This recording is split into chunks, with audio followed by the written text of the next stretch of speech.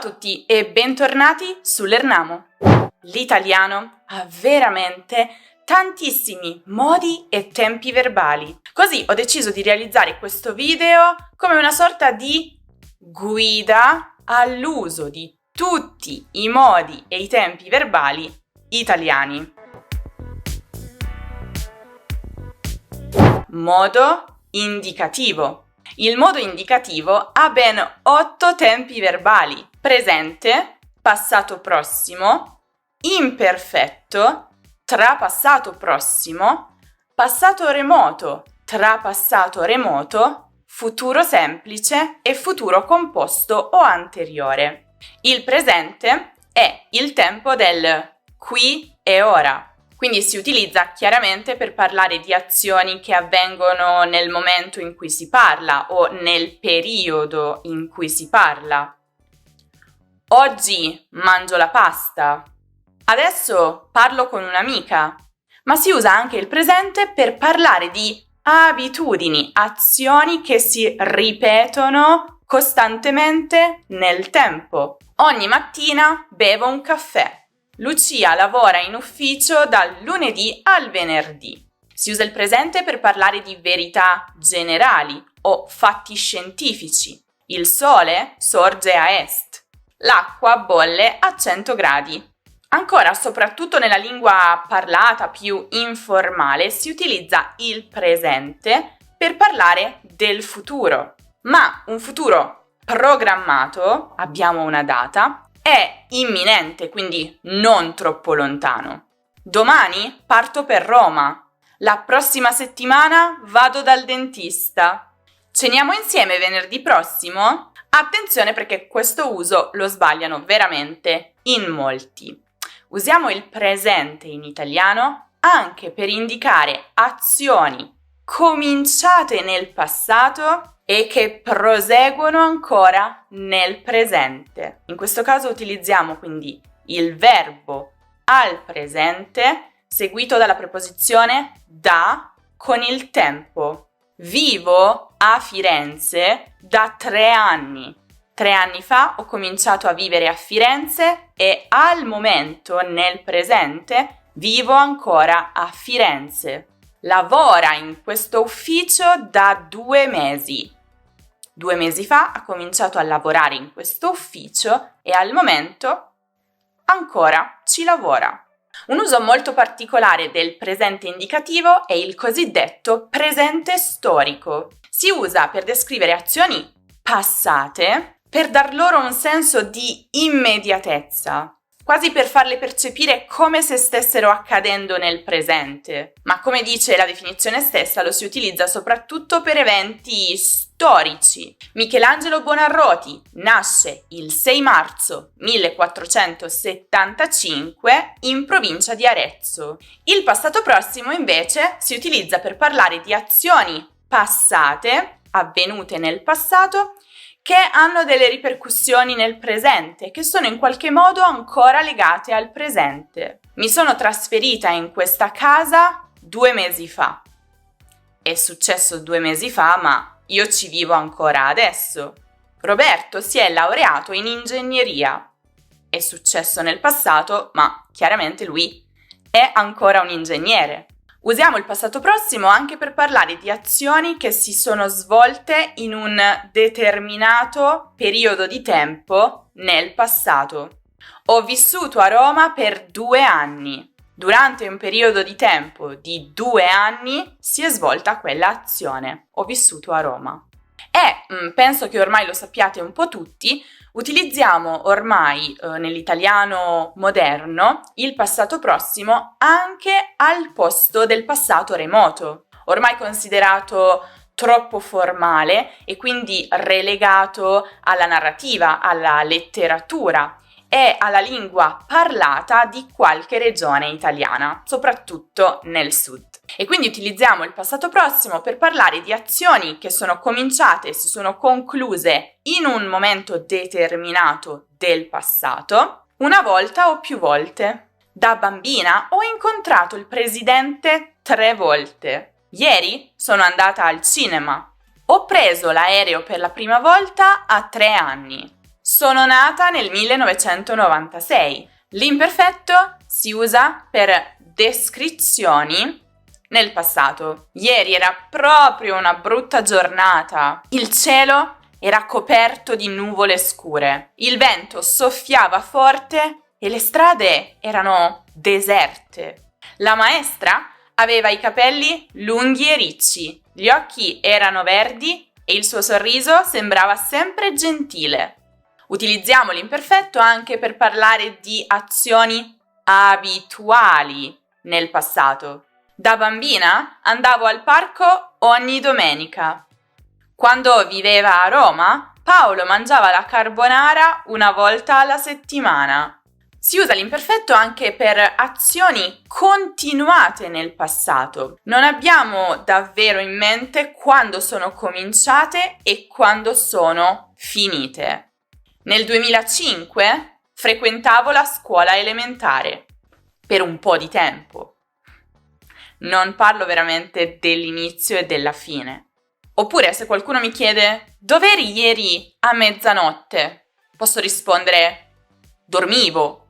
Non è cominciata e conclusa a mezzanotte, no, è durata per un po', tempo non specificato. Usiamo l'imperfetto per parlare di stati emotivi e psicologici. Quando vedevo la mia migliore amica, ero sempre molto felice. L'anno scorso Marika aveva spesso attacchi di panico. Usiamo l'imperfetto in italiano insieme a un altro imperfetto per parlare di due azioni che si svolgevano contemporaneamente nel passato. Uno dei due deve essere introdotto da mentre. Mentre io tagliavo le verdure, Marta le friggeva. Mentre Luca guardava la televisione, suo fratello studiava.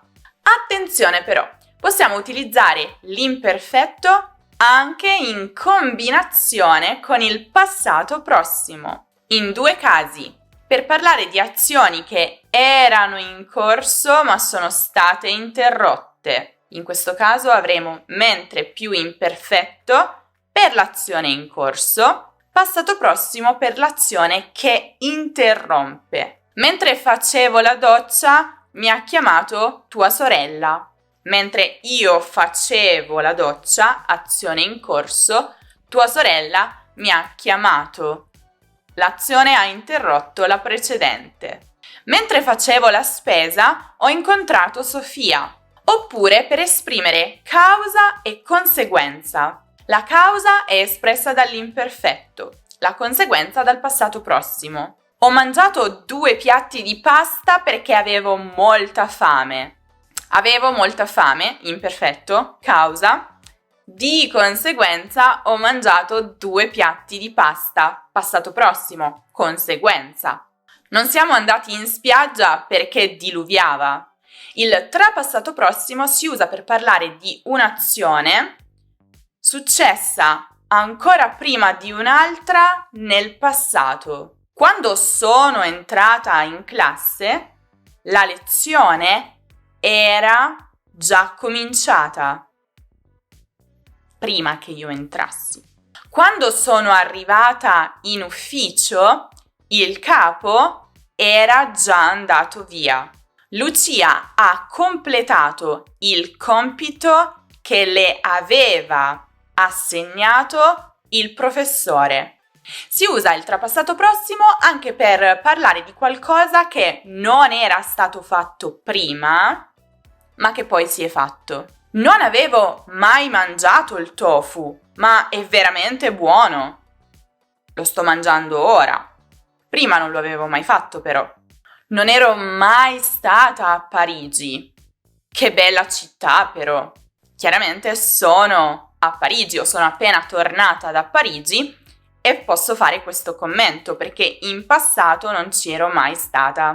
Attenzione! Se invece vogliamo comunicare che non abbiamo mai fatto qualcosa e ancora non l'abbiamo fatta, dobbiamo usare il passato prossimo. Non sono mai stata a Parigi. Ancora adesso. Notate la differenza? Non ero mai stata a Parigi. Che bella città però. finalmente l'ho vista. Usiamo anche il trapassato prossimo per parlare di qualcosa che era già stato fatto prima e che viene fatto ancora una volta. Avevo già mangiato il tofu, è proprio buono. Lo sto mangiando adesso, ma in realtà lo avevo già mangiato in precedenza.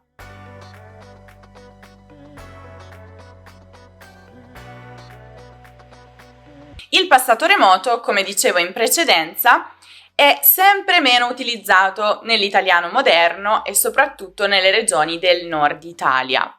Ma vediamo un po' quando si usa. Si utilizza per parlare di azioni avvenute in un passato distante, che non ha alcuna influenza o alcuna relazione con il presente. È riportata in maniera completamente distaccata, senza emozione. Per questo oggigiorno lo utilizziamo soprattutto per parlare di fatti, eventi storici. Dante Alighieri morì nel 1321. Leonardo da Vinci cominciò a dipingere la Gioconda nel 1503. Però, come dicevo prima, è possibile sentire il passato remoto anche in qualche regione del sud Italia nella lingua parlata, colloquiale, informale. Ieri venne a trovarmi la mia migliore amica delle scuole elementari. Il trapassato remoto invece si usa per parlare di un'azione avvenuta prima di un'altra nel passato, ma solo se l'altra azione è al passato remoto. Telefonammo ai nostri genitori solo dopo che fummo arrivati a destinazione. Il trapassato remoto è spesso introdotto da verbi come dopo che, appena, quando. Appena fui arrivata in albergo, mi stesi sul letto e mi addormentai. No, non è così comune in italiano oggigiorno. Il futuro semplice in italiano si usa per parlare di azioni future. Sofia verrà a trovarmi la prossima settimana. Ma anche e soprattutto se si tratta di un futuro lontano, non definito, un piano, un progetto, un desiderio. Quando visiterò il Giappone, proverò il sushi. Non so quando, nel futuro, desiderio. Quando diventerà grande, suo nipote gli sarà molto grato per l'eredità. Ma attenzione, utilizziamo il futuro semplice anche per esprimere un'incertezza nel presente. Se qualcuno mi chiede dov'è Marco e io non lo so con certezza, posso offrire un'ipotesi e dire sono le 9, sarà in ufficio a quest'ora. Oppure se qualcuno mi chiede quanti anni ha Marta e io non lo so, posso dire avrà circa 35 anni. Ancora utilizziamo il futuro semplice anche per esprimere una contraddizione, un disaccordo al presente. Quindi ammettiamo qualcosa, ma comunque siamo in disaccordo. Vediamo degli esempi. Sofia sarà anche una bella donna, ma è proprio antipatica. Riconosco, ammetto la sua bellezza, ma devo esprimere comunque la contraddizione. Lei è molto antipatica. In quella città si vivrà anche bene, ma è troppo fredda per me. Disaccordo.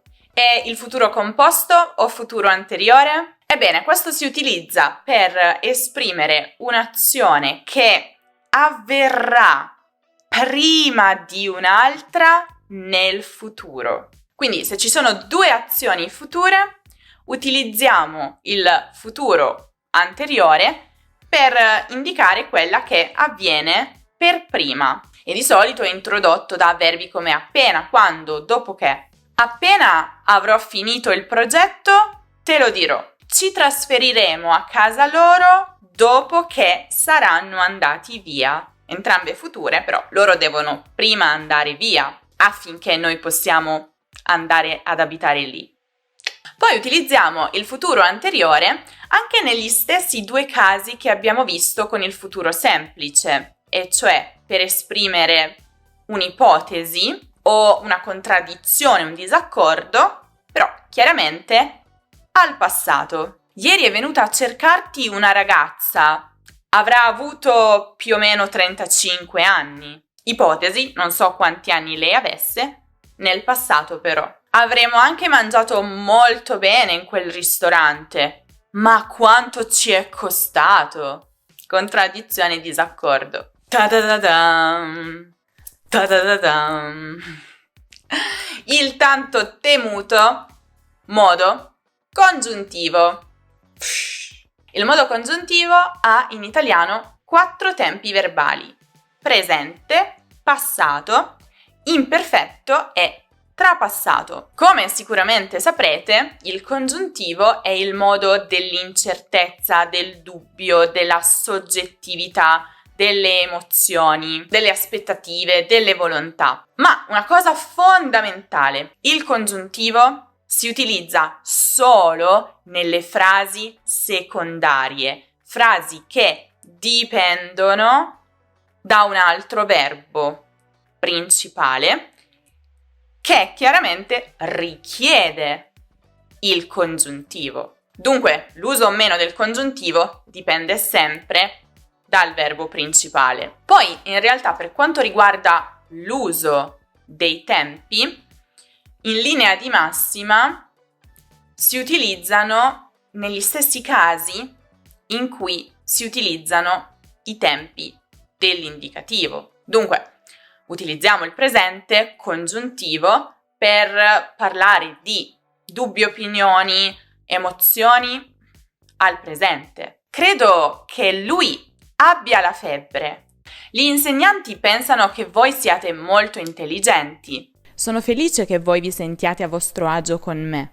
Utilizziamo il passato congiuntivo più o meno negli stessi casi in cui utilizziamo il passato prossimo indicativo, quindi per azioni singole nel passato. Più precisamente, azioni che potrebbero già essere accadute. Siamo sempre nel dubbio, nell'incertezza. Penso che Luca sia già tornato a casa. Io penso che lui nel passato sia tornato a casa. Credo che le sia successo qualcosa di brutto ieri, mentre l'uso dell'imperfetto congiuntivo coincide più o meno con l'uso dell'imperfetto indicativo. Penso che da bambina Paola fosse molto socievole. Mi sembra che gli ospiti fossero molto soddisfatti con il cibo.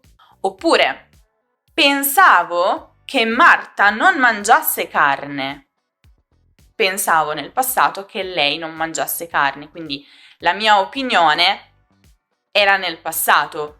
Poi invece mi sono accorta che non era così. Paolo credeva che Luca mi conoscesse, ma non era così. Attenzione, utilizziamo il congiuntivo imperfetto anche in frasi ipotetiche, periodo ipotetico di secondo tipo. E questo crea un po' di confusione. Perché? Perché esprime possibilità al presente e lo si utilizza preceduto da se, mentre nell'altra frase c'è il condizionale presente. Se fossi ricca, comprerei un appartamento a New York. Se fossi ricca adesso, non lo sono. Se avessi una sorella, sarei molto felice. Il trapassato congiuntivo si utilizza per esprimere un'azione precedente a un'altra nel passato. L'altra è espressa in un tempo passato dell'indicativo di un verbo che richiede l'uso del congiuntivo. Credevo che lui avesse accettato il nostro invito. Ma utilizziamo in realtà anche il trapassato congiuntivo nel periodo ipotetico di terzo tipo, quello dell'impossibilità, sempre introdotto da se e accompagnato nella seconda parte della frase dal condizionale passato, per esprimere ipotesi che non possono più verificarsi. Avrebbero potuto verificarsi? Non si sono verificate, non possono più verificarsi. Se avessi avuto più tempo, avrei studiato meglio, ma non ho avuto più tempo.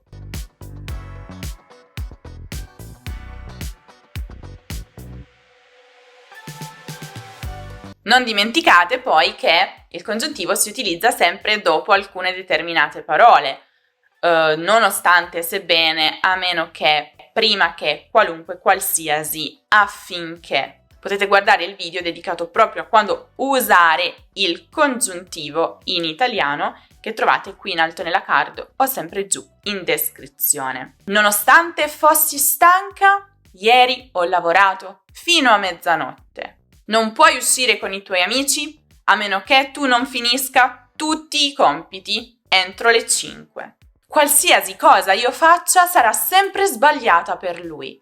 Ricorda anche che puoi usare il congiuntivo in italiano per esprimere desideri, soprattutto preceduto da magari, se solo, ma solo, congiuntivo imperfetto o trapassato. Magari fossi ricca, magari avessi avuto più tempo.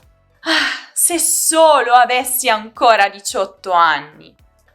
Se solo ti avessi incontrato prima. E attenzione, c'è ancora un uso molto particolare del congiuntivo per esprimere dubbi in forma di domanda preceduta da che. E sì, in questo caso si utilizza da solo, ma è un caso molto molto particolare. Per esempio, Marta non è venuta a lavorare oggi. Che sia malata? Non vedo la mia vicina di casa da mesi. Che si sia trasferita altrove? Marco era completamente bianco ieri quando l'ho visto. Che fosse malato? Il peggio è passato. Condizionale, modo condizionale. Questo ha solo 2 tempi verbali: presente e passato. Vi avevo detto che il peggio era passato. Il condizionale presente si usa per esprimere desideri al presente. Vorrei andare al cinema oggi. Leggerebbe volentieri un libro nel suo tempo libero. Il condizionale presente si utilizza anche per fare delle richieste in maniera molto cortese, educata. Scusami, mi passeresti il sale per favore? Potrebbe portarmi un caffè per favore? Mi scusi, chiuderebbe la porta gentilmente? Si utilizza anche per esprimere dubbi, incertezze. Non so se resisteresti al posto mio. Non so se Marco lo farebbe. Chiaramente, come dicevo prima, troviamo il congiuntivo presente anche nel periodo ipotetico di secondo tipo, assieme a se più congiuntivo imperfetto, per esprimere possibilità. Se fossi ricca, comprerei un appartamento a New York. Ma in realtà troviamo il condizionale presente anche nel periodo ipotetico di quarto tipo, quello misto, assieme a se più congiuntivo trapassato, per indicare cose che non sono accadute, ma se fossero accadute avrebbero avuto una certa conseguenza sul presente. Se avessi studiato medicina, ora sarei un medico. Il condizionale passato o composto, invece, si utilizza per esprimere azioni che non si possono verificare, azioni impossibili, che non sono mai accadute e che non accadranno mai. Sarei venuta molto volentieri alla tua festa ieri, ma purtroppo dovevo lavorare. C'era questo ostacolo, dovevo lavorare, quindi non sono andata alla festa, ma mi sarebbe piaciuto. Sarei andata in palestra questa mattina, ma mi sono svegliata tardi. Attenzione, questo uso confonde molto gli studenti di italiano. Utilizziamo il condizionale passato per esprimere futuro nel passato. Quindi quando abbiamo 2 azioni nel passato, ma una succede dopo, quindi nel futuro rispetto all'altra, quella nel futuro è espressa con il condizionale passato. Quando Marta mi ha detto che si sarebbe sposata, non potevo crederci.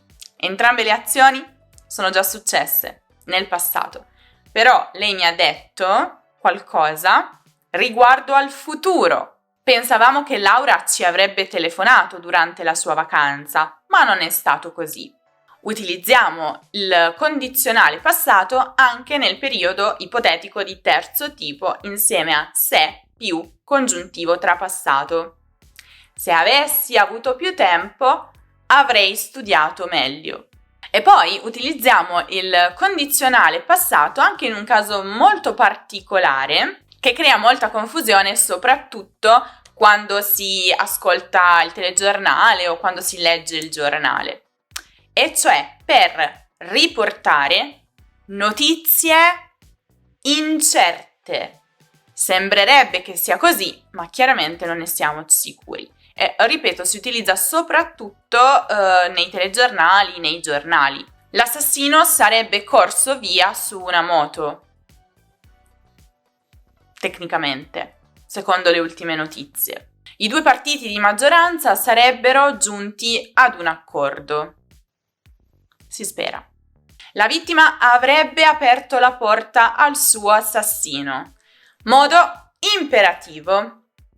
Il modo imperativo ha solo il presente e non ha neanche tutte le persone. Lo si può coniugare soltanto alla seconda persona singolare e plurale, tu, voi, e alla prima persona plurale, noi. Si usa per dare ordini, comandi. Accendi la luce. Chiudi la porta, andate via, non toccare quel vaso, non fate quell'esercizio. Oppure per dare consigli, suggerimenti. Non preoccuparti troppo, prova questo piatto, è buonissimo. Va a letto presto oggi, domani devi svegliarti presto. Ancora utilizziamo l'imperativo per invitare qualcuno a fare qualcosa. Vieni al cinema con noi stasera. Entra pure, la porta è aperta. Soprattutto in questo caso, quando vogliamo invitare qualcuno a fare qualcosa, spesso accompagniamo l'imperativo con pure, perché l'imperativo comunque è abbastanza diretto. Allora l'aggiunta di pure lo rende un po' più cortese. Entra pure, vai pure. Utilizziamo l'imperativo in realtà anche per incoraggiare qualcuno. Non mollare, abbi pazienza. Sii forte. E poi chiaramente per dare delle istruzioni, soprattutto nelle ricette, per esempio. Mescolate bene, unite gli ingredienti, aggiungete il sale. Anche se, in questo caso, soprattutto per dare delle indicazioni in maniera molto indiretta, si può utilizzare anche l'infinito del verbo come imperativo impersonale. Per esempio per medicinali, prendere 3 volte al giorno dopo i pasti, o indicazioni sulle confezioni del cibo, consumare entro il 31 marzo, o anche sull'abbigliamento, per esempio non lavare in lavatrice. Attenzione, abbiamo anche l'imperativo formale, ma questo lo si utilizza soprattutto in contesti più formali, quindi con il pronome di cortesia lei. In questo caso si utilizza come imperativo formale il congiuntivo presente. Venga, vada, mi dica, lo faccia.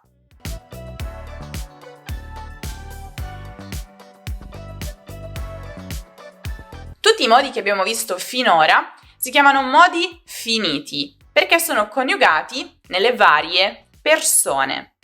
Adesso ce ne rimangono ancora 3: gerundio, participio e infinito. Questi 3 si chiamano modi indefiniti. Perché? Perché non sono coniugati in nessuna persona, hanno soltanto una forma verbale al presente e una al passato. Ma vediamo un po' il modo gerundio. Dunque, il modo gerundio ha 2 tempi, presente e passato. Il gerundio presente si può trovare nella costruzione con stare più gerundio, costruzione progressiva. Il presente progressivo, per esempio, presente del verbo stare più gerundio del verbo in questione, Esprime un'azione che si sta svolgendo nel momento in cui si parla o nel periodo in cui si parla. Adesso sto registrando un video per i Lernamici. In questo periodo sto lavorando molto. Il gerundio, sia presente che passato, si può utilizzare anche per esprimere determinati significati all'interno di una frase, purché ci sia sempre un altro verbo principale, perché il gerundio non può mai essere il verbo principale. Attenzione però, non lo si può utilizzare sempre, ma solo se il soggetto delle due frasi, quindi chi compie le due azioni, verbo principale e verbo al gerundio, è lo stesso. Si tratta infatti della cosiddetta forma implicita, qualcosa che vedremo anche per l'infinito. È possibile sostituire verbi in modi finiti con gerundio o infinito per esprimere determinati significati, ma solo se il soggetto coincide. Ma vediamo un po' questi casi particolari. Possiamo usare il gerundio presente per sostituire mentre più verbo per esprimere due azioni che si svolgono nello stesso tempo, oppure un'azione in corso di svolgimento che viene interrotta da un'altra. Ma, ripeto, solo se il soggetto è lo stesso. Camminando per la città ho incontrato Sergio. Mentre camminavo per la città, guardando il tramonto mi sono rilassata. Possiamo ancora utilizzare il gerundio presente o passato per esprimere la causa di qualcosa. Essendo stanca, ho deciso di riposare. Siccome sono stanca. Non avendo studiato molto, non ha superato l'esame. Siccome non aveva studiato molto. Possiamo utilizzare il gerundio presente anche per esprimere il modo in cui si svolge qualcosa. Ho risolto il problema usando la logica. In questo modo. Puoi migliorare il tuo italiano leggendo di più. Modo infinito. Anche l'infinito ha tempo presente e tempo passato. L'infinito presente è la forma base dei verbi. Ma oltre a questo, quando lo si usa? Lo si usa dopo verbi modali o servili. Devi studiare di più. Voglio mangiare adesso. Potrebbe essere andato già via. Dovresti averlo visto 2 ore fa. Ti ho mandato un'email. Dovresti averla ricevuta 2 ore fa. Ancora, utilizziamo l'infinito presente dopo verbi di percezione. Sentire, vedere, guardare, ascoltare, lasciare. L'ho sentito parlare. Ti ho visto correre. Lascialo entrare. Ancora utilizziamo l'infinito presente dopo alcune preposizioni. Ho qualcosa da dirti. Non ho niente da fare. L'ho fatto senza pensarci.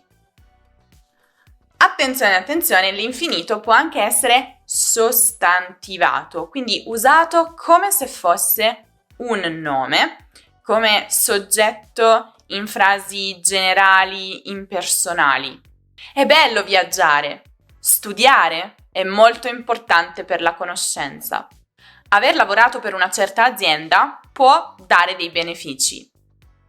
Inoltre, ricordate, proprio come abbiamo visto per il gerundio, è possibile trovare anche l'infinito usato nelle forme implicite, quindi per sostituire verbi di modi finiti, ma solo se il soggetto di entrambe le frasi coincide, è lo stesso. Nel caso specifico dell'infinito presente o passato, lo si trova di solito preceduto da di per sostituire che più congiuntivo. Credo che io abbia la febbre.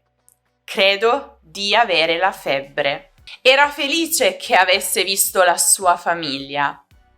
Era felice di aver visto la sua famiglia. E infine il participio. Anche il participio ha due tempi verbali, presente e passato. Il presente indica un'azione in corso o una caratteristica di chi compie l'azione. Sostituisce il pronome relativo che più verbo coniugato, ma oggigiorno non è molto comune. Per esempio, un ragazzo studiante, cioè un ragazzo che studia. Le persone facenti parte di questo gruppo, cioè le persone che fanno parte di questo gruppo, ma veramente molto formale e relegato quasi solo a documenti ufficiali. Però questo è molto interessante, usiamo molti participi presenti senza rendercene conto, perché alcuni di loro sono entrati ufficialmente nella lingua italiana come sostantivi. Cantante, colui che canta. Dirigente, colui che dirige. Il participio passato, invece, sicuramente tutti quanti lo saprete, si utilizza nelle forme composte dei tempi verbali. Ho mangiato, sei andato, abbiamo fatto e così via. Qualche volta lo si può utilizzare anche come aggettivo per descrivere qualcosa. Le finestre sono aperte in questo momento. Oppure la lettera scritta a mano è più emotiva. Lo si può trovare anche in frasi dette frasi assolute, soprattutto nello scritto o in contesti più formali, per sostituire dopo più verbo. Dopo che più verbo all'indicativo o dopo più verbo all'infinito passato. Detto questo, possiamo andare avanti. Dopo aver detto questo, possiamo andare avanti. Finito il lavoro, sono usciti. Dopo che avevano finito il lavoro, sono usciti. Ce l'abbiamo fatta! Abbiamo completato questa guida.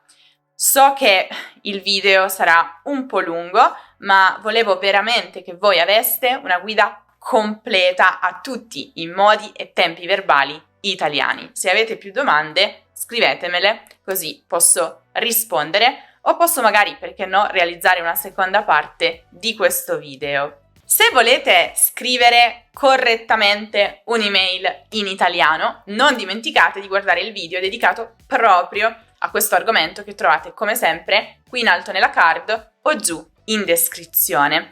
Vi ricordo anche che in descrizione vi ho lasciato tutti i link per i video su come creare, come formare, come coniugare tutti i tempi verbali di cui abbiamo parlato. Sempre in descrizione trovate anche il link per iscrivervi alla newsletter ed essere sempre aggiornati su tutte le novità di Learnamo e su tutti i contenuti che pubblichiamo e che postiamo. Ovviamente seguite Learnamo anche su tutti i social, iscrivetevi al canale YouTube se ancora non lo avete fatto e lasciate un mi piace se il video vi è piaciuto. E non dimenticate anche di passare dal nostro sito web learnamo.com per tutti gli altri contenuti e tutte le lezioni, gli articoli di grammatica e cultura italiana. Io vi saluto, vi ringrazio come sempre e ci vediamo prestissimo in un nuovo video.